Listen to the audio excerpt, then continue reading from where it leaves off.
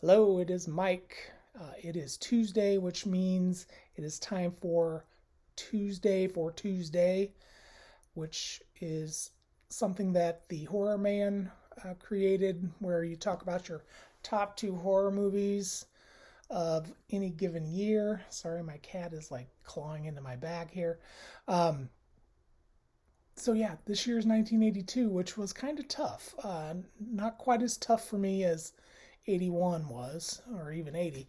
But I do have quite a few movies that I like from this year. Of course, we had some of the big sequels that came out. We had some really cool independent horror movies that are still pretty popular today. Um, and then we had some TV movies and some unknown movies that I've never seen. But of the ones that I have and I have seen, I've just basically pulled out my top 10 titles, and these were the two that landed on top, mainly because I watched them the most. I enjoyed them.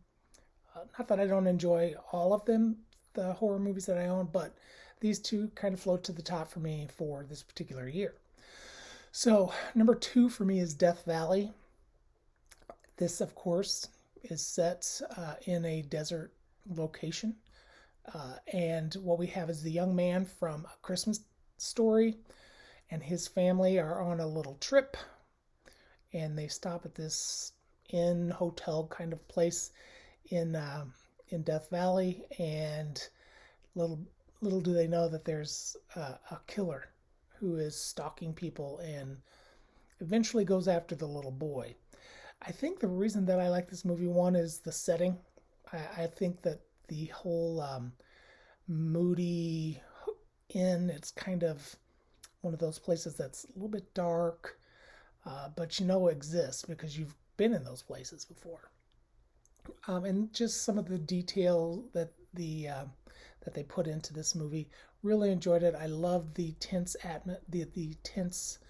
situations, especially when it comes to the little boy.